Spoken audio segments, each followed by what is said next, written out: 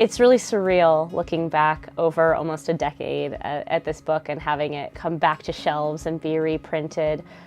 I'm not sure I've worked out all my feelings about it yet beyond immense gratitude, but I will say that I get asked a lot if I would change anything, and I wouldn't. I truly believe that a book is kind of a time capsule of who you were when you were writing it. And so for me, this is not only the book that started my career, it's also a capsule of who I was when I was a senior in university, when I was 22 and kind of on the verge of adulthood and figuring out my life. And I see a lot of my younger self in it.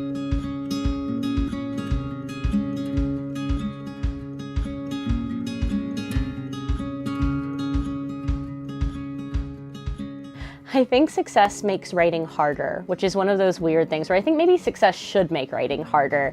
I think the more I learn about writing and the more eyes I have on my work at any given time, the more self-conscious I feel about it, and the more I feel like from a craft perspective, I should be able to do it right the first time. But of course, you can't do it right the first time. You have to do it wrong and then figure out how to make it right. It's something that I definitely struggle with, the inner critic. And then when you add to that the fact that you have many, many, many more readers, that's both a blessing and a curse. It's a beautiful problem to have, but you also become intensely aware of the fact that somebody besides you has expectations about your work.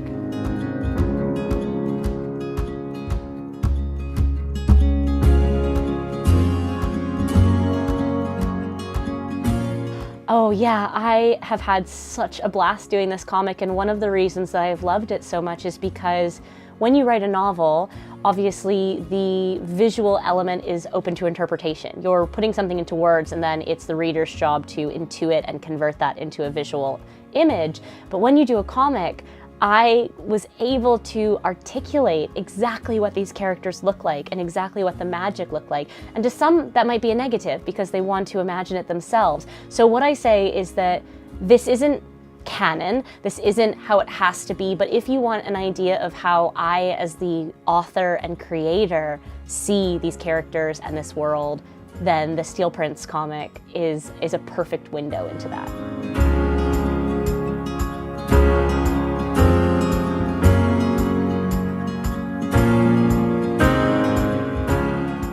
It's so hard for me to remember because I'm usually reading something that has come out 10 years ago and something that is coming out at least a year from now. But I did go into a bookshop yesterday and just pick up a book called Daisy Jones and the Six, which is the new book by Taylor Jenkins Reid, who wrote Seven Husbands of Evelyn Hugo and is just one of my absolute favorite writers right now.